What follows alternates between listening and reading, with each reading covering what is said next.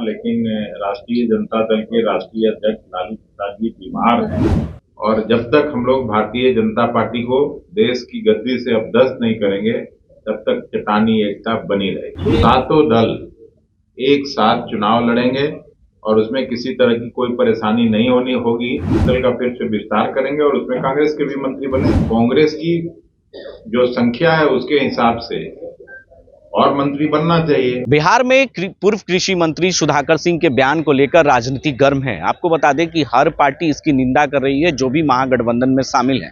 सीधे तौर पर कांग्रेस ने भी इस बयान को निंदा किया है और कहा है कि इस तरह के बयान नहीं देना चाहिए और आरजेडी को इस पर कार्रवाई करनी चाहिए।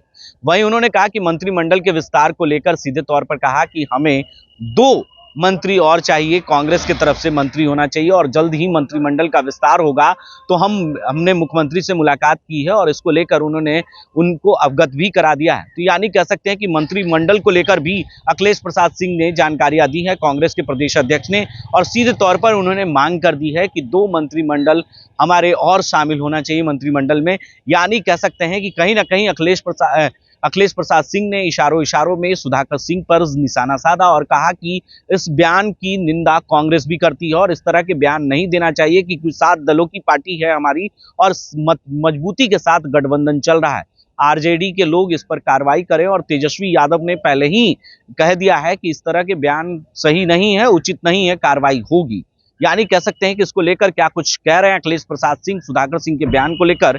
वहीं मंत्रिमंडल के विस्तार को लेकर भी जानकारियां देते हुए क्या कुछ कह रहे हैं कांग्रेस के प्रदेश अध्यक्ष अखिलेश प्रसाद सिंह, जरा वो बयान पहले। खुश और संतुष्ट होने का बात नहीं है, लेकिन कांग्रेस की जो संख्या है उसके हिसाब से और मंत्री बनना चाहिए। और मुख्यमंत्री जी से मैं मिला था, उन्होंने कहा भी कि नहीं, हम यात्रा के समाप्त होने के बाद मंत्रिमंडल का फिर से विस्तार करेंगे और उसमें कांग्रेस के भी मंत्री बनेंगे।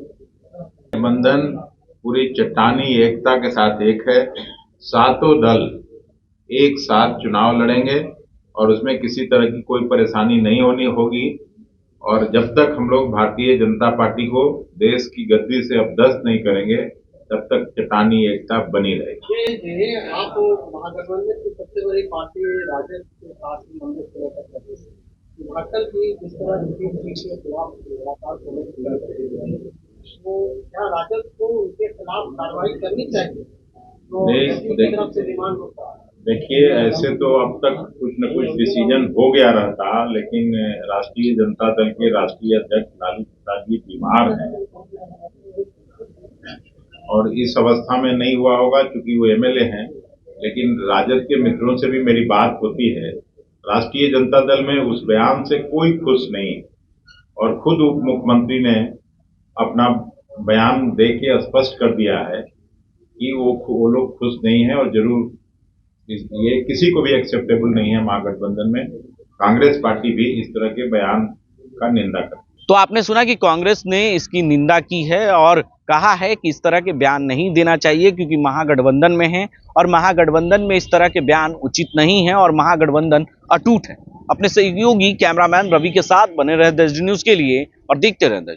आशीर्वाद इजीकॉन ग्रुप, भरोसे का दूसरा नाम। हम सिर्फ घर नहीं, खुशियां भी बनाते हैं।